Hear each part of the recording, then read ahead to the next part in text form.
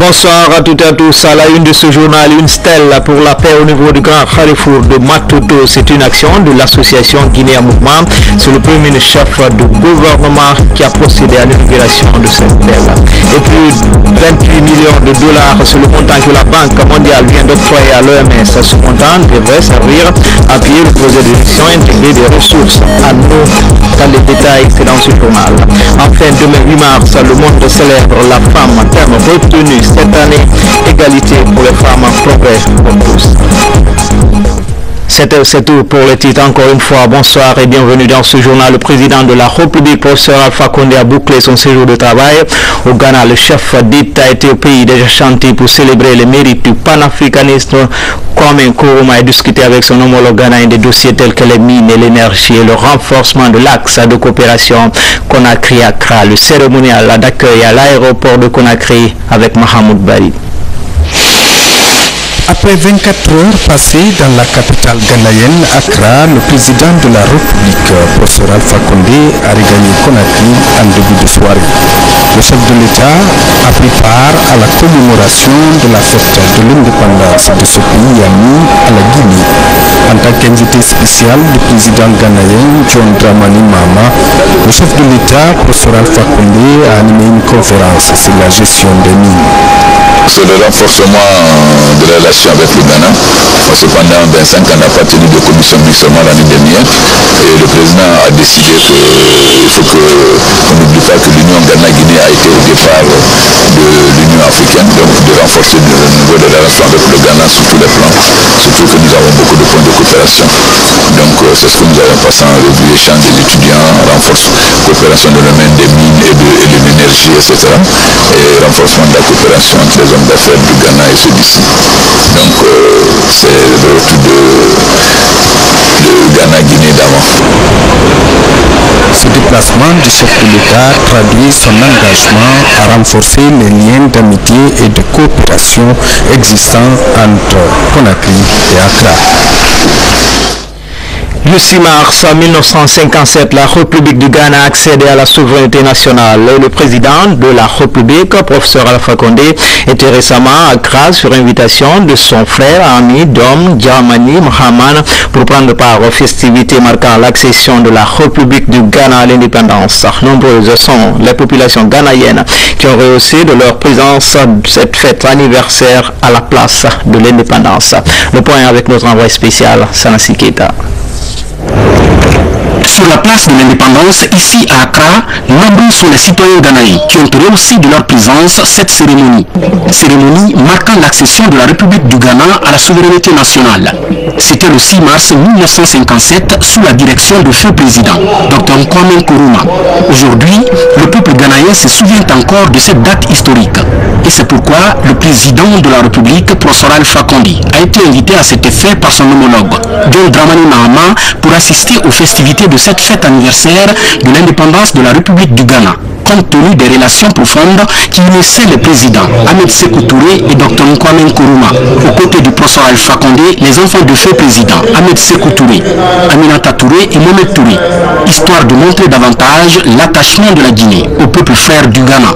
Malgré la forte pluie qui s'est abattue sur la capitale Accra, les festivités ont eu lieu dans une ambiance à la dimension de l'événement. Et juste après ces festivités marquant l'accession de la République du Ghana à la souveraineté nationale, les deux chefs d'État se sont rendus à plus de 60 km de la ville d'Accra pour visiter le barrage hydroélectrique d'Akosombo, un barrage avec une capacité de 1200 MW. Ici, les présidents professeur Alpha Condé et John Dramani Mahama ont mis l'occasion à profit pour visiter toutes les installations de ce barrage hydroélectrique qui fait aujourd'hui la fierté du peuple ghanéen. Un barrage dirigé uniquement par les techniciens ghanéens. Ce qui a surtout réjoui le chef de l'État qui, avant de quitter, a apposé sa signature dans le livre d'or du barrage pour immortaliser son passage à Akosombo. Tous les techniciens du barrage ont été félicités et encouragés par le président John Dramani Mahama et son hôte de marque, professeur Alpha Condé, pour l'esprit d'équipe dans le travail et l'entretien des installations du barrage. Sur ce lac artificiel du barrage, les deux dirigeants ont emprunté un bateau pour mieux s'enquérir des dispositifs mis en place dans l'optique de protéger cet ouvrage d'Akosombo. Une visite qui a permis aujourd'hui aux deux chefs d'État de renforcer davantage les relations entre les peuples guinéens et ghanéens. comme l'illustre bien ce dîner offert par le président John Dramani Mahama à son hôte de marque et sa délégation. Dîner au cours duquel les deux présidents ont rappelé dans leur allocution les relations solides qui ont toujours existé entre la Guinée et le Ghana. Professeur Alpha Condé et John Dramani Mahama ont promis d'intensifier ces relations dans l'optique de faire de l'Union Guinée-Ghana un exemple de coopération sud-sud. De son côté, la première dame de la République était récemment au Burkina Faso pendant son séjour au pays des hommes intègres. Hadja Diéné Kaba Condé a été reçue en audience par le président du Faso, Blaise Compaoré. Les entretiens ont porté essentiellement sur le renforcement des relations de coopération entre Conakry et Ouagadougou. Envoyé spécial à Ouagadougou, Hadja Adama Magasuba.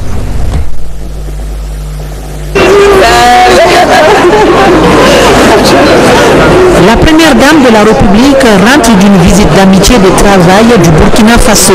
Objet de la visite, échange d'expériences dans le cadre des activités de la Fondation Souka de Mme Compaoré et la Fondation pour la promotion de la santé maternelle et infantile de Mme Condé. Souka et POSMI, deux fondations qui ont les mêmes champs d'intervention et qui comptent ainsi unir leurs efforts afin d'améliorer les conditions de vie de leurs compatriotes respectives. La première dame de la République de Guinée vient donc s'enquérir de l'expérience burkinabé pour partager avec la Guinéenne en cette veille du 8 mars, journée internationale de la femme. Au cours de son séjour au Ouagalais, Hadja Diéné Condé a été honorée d'un dîner gala, manière de lui souhaiter la bienvenue au pays des hommes intègres. Suite à ce dîner copieux, la première dame de Guinée a été reçue au palais de Kosiam à Ouagadougou par le président Blaise Compaoré et son épouse. Une entrevue qui a duré 45 minutes. Au cours de cet entretien, le président Blaise Compaoré a rappelé que le Burkina Faso et la Guinée-Conakry sont deux pays qui partagent les mêmes valeurs de paix, de liberté, de tolérance et d'engagement pour la stabilité dans le monde. Nous avons parlé de l'amitié entre nos deux pays, la fraternité qui existe entre lui et le président Condé. Et nous avons parlé de la sous-région. C'est très honoré que Hadja Diéné Condé a quitté le palais de Kosiam avec l'espoir de voir les fondations Souka et POSMI évoluer sur une base de partenariat riche et fructueux. Comme annoncé dans les titres, le monument situé au carrefour de Matoto est dédié à la paix. Les travaux de construction de cette stèle ont été financés par l'association Guinée Amouvan, une association qui a pour objectif d'œuvrer pour la promotion de la paix et la cohésion sociale. C'est le premier chef de gouvernement Mohamed Saïd Fofana qui a procédé à l'inauguration de cette stèle. Hadi Kamara, Kabasouma, Ousmane Souma. C'est un monument dont la trame conceptuelle symbolise le savoir, la paix et l'unité nationale. C'est une initiative de l'association Guinée en Mouvement à travers son président Elhadji Moussa Soumaré qui œuvre inlassablement pour le progrès, le dialogue et la préservation de la paix en Guinée. Ce monument détient le bic de la démocratie, rend hommage au professeur Alpha Condé. Il nous rappelle son long et noble combat pour le bonheur et la fierté de notre peuple. Pour le président de la délégation spéciale de la commune de Matoto, la construction de ce monument ici devrait permettre de comprendre la vision du professeur Alpha Condé en matière d'enseignement et de préservation de l'environnement. La délégation spéciale de Matoto, par ma voix, ne ménagera quant à elle aucun effort pour préserver jalousement cette magnifique œuvre historique et scientifique. Votre mobilisation d'aujourd'hui et ce travail citoyen que vous venez de faire témoignent on ne peut mieux de votre engagement derrière le professeur Alpha Condé, mais aussi et surtout de votre volonté de l'aider à réussir dans son programme de société. Mesdames et messieurs les autres, je voudrais que l'exemple de ce mouvement inspire chaque Guinéen. Voilà un exemple de patriotisme que nous saluons. L'occasion était également opportune pour l'association Guinée en Mouvement de décerner un satisfecit au président de la République, le professeur Alpha Condé, pour son courage, sa sagesse et son combat pour la promotion de la culture démocratique en Guinée. Cette fois-ci, partons sur les routes de Conakry avec cette visite surprise du ministre des Travaux publics sur les chantiers de construction des routes de Coronti. Dans ce quartier populeux de Kaloum, 27 km seront bitumés par l'entreprise brésilienne OAS. Notre reporter Sandiana Camara était sur les pas du ministre. Voici ce reportage. L'entreprise brésilienne a repris cette semaine les travaux de réalisation des routes de Coronti pour une distance de 27 km. Parallèlement à ces travaux, l'OAS a également lancé les activités de réalisation de la route d'Angola km 36, malgré les actes de vandalisme dont l'entreprise a été victime ces derniers temps. Toutefois, les représentants de l'OAS restent confiants que le contrat fera la fierté du Guinéen à la vie. Ils sont toujours à côté de la Guinée, à côté du gouvernement, pour travailler ici, pour dire voilà, OAS aujourd'hui, c'est une compagnie guinéenne pour les Guinéens. C'est ça la philosophie de notre travail ici. Le ministre des Travaux publics a réitéré toute la détermination qu'affiche cette entreprise à aller jusqu'au bout des clauses. Le président de la République, le gouvernement reste déterminé pour la réussite de toutes leurs actions. Après les deux projets, c'est d'autres projets qui vont continuer encore. Pourquoi? Parce qu'il y a une similarité entre la Guinée et le Brésil en matière de sol, de pluviométrie. Donc c'est une entreprise qui est censée connaître toutes les conditions climatiques de la Guinée pour faire aboutir les travaux, pour obtenir les travaux de très bonne qualité. Il est louable que désormais les populations guinéennes sauront mettre tout en œuvre pour la préservation et la sauvegarde des acquis. Retour dans les salles de réunion avec cette cérémonie de signature d'un accord de prêt en faveur de la Guinée. C'est un appui au projet de gestion intégrée des ressources en eau de l'OMVS dans le bassin du fleuve Sénégal. Coût d'investissement du projet, plus de 20 millions de dollars américains. Les détails de cet accord, c'est avec Boubacarba. C'est un accord de prêt de la Banque mondiale à la Guinée qui s'inscrit dans le cadre de la deuxième phase du projet de gestion intégrée des ressources en eau et de développement des usages à but multiple dans le bassin du fleuve Sénégal au regard des brillants résultats obtenus sur la première phase du projet. Un accord de 28,5 millions de dollars destiné à accroître les superficies irriguées, réhabiliter les aménagements hydro-agricoles et les petits périmètres maraîchers dans les zones de Mamou, Labé et Dalaba. Dans le secteur de la santé, la lutte contre le paludisme et la morbidité liée aux maladies tropicales sera au centre des préoccupations du projet qui facilitera à moyen terme la pêche traditionnelle à Bafin, Kankalabé et Touvé.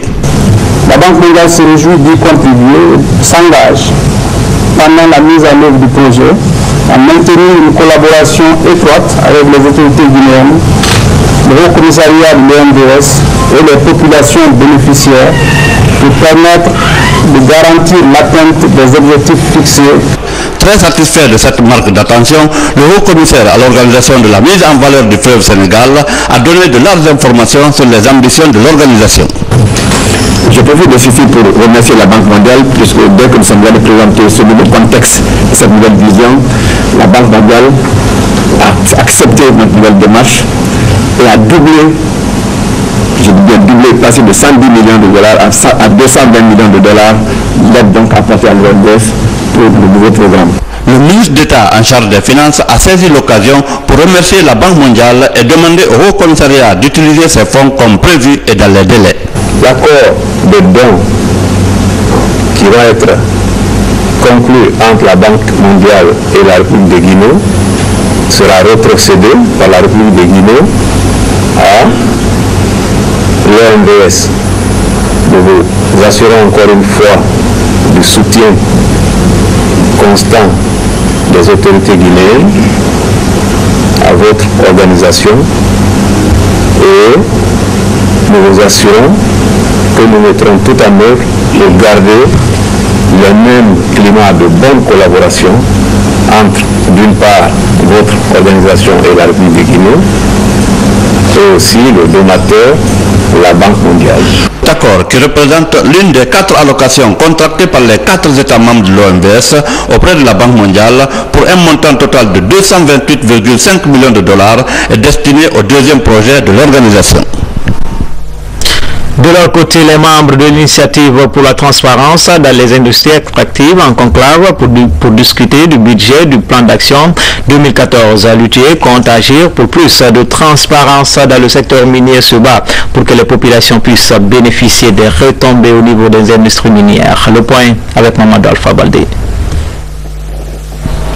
Le comité de pilotage de l'ITUE, Initiative pour la transparence dans les industries extractives, en réunion pour examiner et amender son budget et plan d'action pour l'année en cours. Le budget est évalué à 1 milliard de nos francs. Des conférences débats sur l'ITUE sont par exemple prévues au sein des institutions d'enseignement supérieur. Le document produit à l'issue des débats sera soumis au secrétariat international de l'ITUE pour évaluer. L'État a accordé à peu près, disons, 1 milliard. Et ensuite, exceptionnellement, l'année 2014, et exceptionnellement en 2013, comme on avait franchement des besoins urgents, l'État est aussi réuni à la rescousse. Donc, nous sommes vraiment dans une dynamique pour qu'en avril prochain, la Guinée soit conforme aux normes de l'ITE internationale. La Guinée regorge d'énormes potentialités minières. Pourtant, la population ne bénéficie pas suffisamment des retombées de cette exploitation. L'ITUE œuvre pour plus de transparence dans le secteur et optimiser les revenus au profit des citoyens. La Guinée s'est inscrite dans un processus de transparence en ce qui concerne ces taxes minières.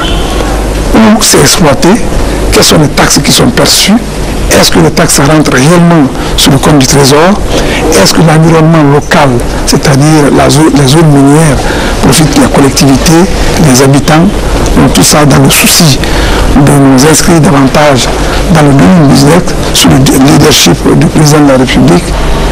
Le secteur des mines est l'un des plus prometteurs en Guinée. Avec le vent de démocratie qui souffle dans le pays, plusieurs sociétés minières sont en phase d'installation. La transparence prônée par l'ITUE devrait booster le secteur et favoriser le décollage économique du pays. Comment qualifier le système de gestion du centre de Sérédou? La question préoccupe le département de la décentralisation. C'est ainsi que des cadres formateurs de ce centre suivent actuellement une formation à l'école d'ingénierie et formation. Ce projet est appuyé par l'Union européenne. Reportage Mohamed Lamine Kamara. Le renforcement des compétences des cadres de l'administration territoriale reste aujourd'hui l'une des priorités du ministère de l'administration du territoire et de la décentralisation. 20 cadres formateurs du Centre national de formation et de perfectionnement de Sérédou apprennent de nouveaux modules d'ingénierie de formation à travers l'outil informatique. La volonté de cet atelier est de permettre une expérimentation en réel sur le plan de formation 2014 de façon à implanter des procédures d'ingénierie de formation renouvelées. Ce programme pédagogique dispensé par l'experte de l'Union européenne permettra à coup sûr de développer l'ingénierie de ces cadres formateurs. L'objectif premier de cet atelier est la qualification de l'administration guinéenne, tout en adoptant un nouveau principe de la démocratie et de la bonne gouvernance. L'organisation périodique de ce genre de formation s'avère nécessaire. Elle pourrait favoriser davantage la qualification du système de gestion du Centre national de formation et de perfectionnement de Sérédou. La Fondation internationale pour les systèmes électoraux active dans la mise en place d'une plateforme citoyenne. Ce programme initié par AIFES et le Centre d'éducation civique et électorale entre dans le cadre de la mise en œuvre d'un programme d'appui au processus électoral. Les équipes préfectorales et des structures de la société civile participent à cette formation. Kourma Sekoufama. Rapprocher davantage les citoyens de leurs élus, voici l'objectif que vise cet atelier de planification de promotion des équipes techniques préfectorales. Par ce programme, AIFES et NDI entendent informer les citoyens des enjeux des élections locales et l'importance d'y participer. C'est pourquoi le renforcement des capacités des cellules techniques préfectorales reste une priorité. Des cellules placées dans le cadre de la création d'une plateforme de concertation citoyenne. Nous acheminons bientôt vers l'organisation des élections locales, communales et communautaires, et nous voulons que le citoyen qui sera en fait appelé à choisir son représentant soit également outillé efficacement pour faire le bon choix afin que son choix soit porté sur une personne qui sera capable de changer son quotidien. Pendant les vacances parlementaires, AIFES et NDI organiseront des rencontres publiques entre les parlementaires et leurs mandants sur des questions locales et nationales, ce qui amènera les citoyens à mieux comprendre les projets de loi en discussion à l'Assemblée nationale, y compris les questions électorales. Nous, on renforce un peu la conscience citoyenne et l'idée, c'est d'élaborer ou de créer une courroie de transmission entre les populations, les citoyens, les électeurs et les élus. Il faut mettre en place donc des mécanismes d'information, des mécanismes d'éducation de manière à ce qu'il y ait cette passerelle entre le citoyen et l'élu, de manière à ce que dans tous les sens, les gens puissent vraiment communiquer de manière à ce que les politiques publiques puissent tenir compte donc des besoins et des desiderata des citoyens. À l'approche des élections communales, AIFES mènera une campagne d'information dans toutes les préfectures du pays à l'intention des citoyens, histoire de les faire participer aux élections communales. Guinée et du GRED, c'est le nom d'une nouvelle ONG qui vient de lancer ses activités en Guinée, basée à Washington, aux États-Unis. Guinée et du GRED entend évoluer dans le domaine du capital humain, pratique du sport, éducation civique et initiation aux nouvelles technologies de l'information. Une cérémonie ponctuée par la remise des satisfecit à 10 lauréats d'un concours organisé par cette structure. Explication Solide Kira. La formation d'une élite intellectuelle passe par la valorisation des ressources humaines à la base. Ce préalable, cher au gouvernement guinéen, semble bien compris par l'ONG Guinée et du GRED. Basée à Washington avec un bureau de représentation à Conakry, elle œuvre aux côtés de l'État dans la promotion des activités physiques et éducatives, mais surtout à faciliter l'accès aux nouvelles technologies de l'information dans les établissements scolaires publics de la capitale. 10 lauréats ont déjà bénéficié de ce programme de formation. Étant de l'autre côté, nous voyons ce qui se passe. Nous avons pratiquement l'idée nécessaire qu'il faut que chacun contribue à sa manière. Donc, raison pour laquelle nous sommes venus ici sur le terrain. Et nous voulons passer par des actions très concrètes et pragmatiques pour que nous puissions faire cette formation informatique qui pourra vraiment faire de telle sorte qu'on ait moins de chômage dans le pays. Nous remercions infiniment l'ONG Guinée et du GRED, nos formateurs, nos encadreurs dans nos différents établissements qui nous ont sélectionnés selon des critères de mérite. Ce programme transversal concerne les ministères de l'enseignement préuniversitaire, de la jeunesse, des sports et de l'administration du territoire. L'objectif recherché est l'implication effective des élèves dans toutes les activités socio-économiques du pays. Notre rôle aujourd'hui, c'est de construire le jeune de demain. Et ce jeune de demain ne peut être construit qu'à travers l'éducation, à travers la formation. Et c'est pour cela que nous encourageons et nous faisons l'éloge de l'excellence. C'est pour cela que nous voulons que cette jeunesse soit une jeunesse pensante, que ce soit une jeunesse cultivée, que ce soit une jeunesse de l'élite qui pourra tirer les autres vers là-haut. Guinée et du GRED compte étendre ses activités sur l'ensemble du territoire national en vue de doter notre pays d'une jeunesse qualifiée et compétitive à venir de la nation. Toujours dans ce volet formation, plus de 280 jeunes filles viennent d'être formées en entrepreneuriat. C'est une initiative du centre BD Change Academy. Après 3 jours de formation, ces jeunes filles entrepreneurs ont reçu leur certificat et c'était en présence du ministre de la Jeunesse et de l'Emploi. Le film de la cérémonie avec Komara Moussa. Elles sont au total 250 jeunes femmes à bénéficier de cette certification après 3 mois de perfectionnement en entrepreneuriat. La formation a été initiée par le centre BD Change Academy Kaporo, une structure qui ambitionne de trouver une solution au chômage en Guinée. Seul souci, donner de la puissance aux femmes à s'affirmer dans la société. Elles sont aujourd'hui prêtes à entrer dans le marché non seulement du travail, à créer leur propre entreprise, à se prendre en charge elles-mêmes et à employer d'autres jeunes. Je pense que 240 jeunes filles qui vont bénéficier de notre assistance technique, formation et financement vont participer petit à petit. C'est un processus pour nous de réduction du chômage en République de Guinée. Les métiers de l'entrepreneuriat, l'étude du marché, l'éthique, le droit des affaires et la sauvegarde de l'environnement sont des thèmes développés pendant cette formation professionnelle. Mon projet, c'est d'ouvrir une radio privée au cinéma Monsanta. Ça, c'est un projet à long terme. Et un projet à court terme, c'est d'ouvrir un atelier de formation de teinture.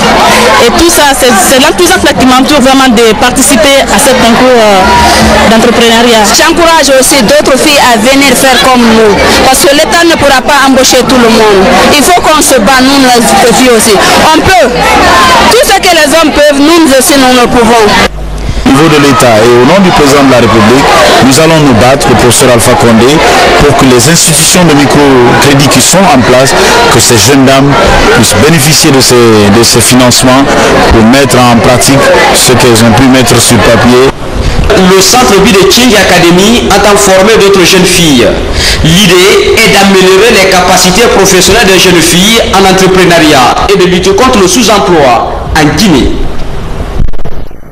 Justement, la Guinée, à l'instar des autres pays du monde, célèbre demain 8 mars la fête internationale de la femme. Thème retenu cette année, égalité pour les femmes, progrès pour tous. La déclaration du ministre de la promotion féminine est commentée par François Marat. La Guinée, à l'instar des autres pays du monde, célèbre ce samedi la fête internationale de la femme.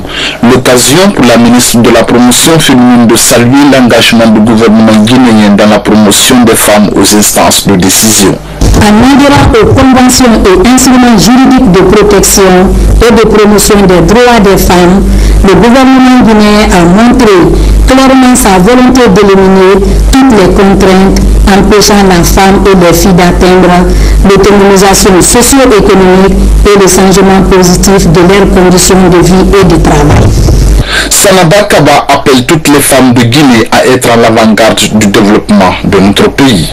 En saluant vivement, au nom du président de la République, le professeur Alpha Condé et de son gouvernement, les efforts fournis par l'ensemble des acteurs dans tous les domaines qui touchent la situation de la femme, notamment les partenaires au développement de notre pays, les ONG nationales et internationales et les organisations de la société civile, je voudrais les inviter à poursuivre leur apport pour permettre à notre pays d'atteindre des objectifs de promotion et de protection des droits fondamentaux des couches vulnérables, notamment les femmes. Célébré cette année sous le thème Égalité pour les femmes, progrès pour tous, le secrétariat général des Nations Unies voudrait amener les gouvernements des États membres à éliminer les inégalités entre les sexes dans tous les domaines et à tous les niveaux. En Guinée, cette fête sera mise à profit pour organiser un plaidoyer auprès du gouvernement vu de l'adoption du projet de code civil révisé et de celui relatif à la loi instituant la parité en Guinée. Il est aussi prévu la remise des équipements d'assainissement et de compostage aux femmes ainsi que la traditionnelle mobilisation des organisations féminines au palais du peuple pour célébrer la journée dédiée à la femme dans le monde. Autre déclaration, c'est celle de la représentante de l'UNFP en Guinée qui, en prélude à cette journée internationale de la femme, Dr Adekambi Domingo a fait une déclaration au nom du coordinateur des Nations Unies en Guinée. Commentaire Marie-Angélique Bangora. La femme est un pilier incontournable de la société. Elle est active à satisfaire les besoins de sa famille. Dans son programme d'appui, l'UNFPA soutient les femmes. À l'occasion de la fête internationale de la femme, il lance un cri d'alarme. Il ne fait l'ombre d'aucun doute que l'égalité entre les femmes et les hommes est un avantage pour tous. Cette réalité doit être au cœur des efforts que nous déployons pour accélérer la réalisation des objectifs du millénaire pour le développement d'ici à l'échéance 2015 et établir un programme d'action pour la suite. Ce discours interpelle toutes les structures à prendre en compte le sujet qui tourne autour de la femme. Je tiens à dire ceci à toutes les femmes et à toutes les petites filles de la planète. Le respect des droits de l'homme et l'égalité entre les sexes ne sont pas des idéaux irréalisables. Au contraire, il incombe au gouvernement, à l'Organisation des Nations Unies et à chaque être humain de s'assurer qu'ils deviennent réalité. La journée internationale de la femme sera célébrée demain 8 mars 2014 en Guinée sous le thème « Progrès pour toutes les femmes, égalité pour tous ».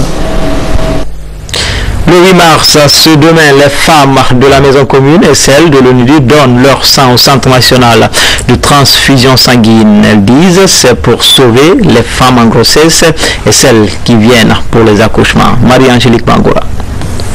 peut donner la vie, la femme peut aussi contribuer à sauver des vies.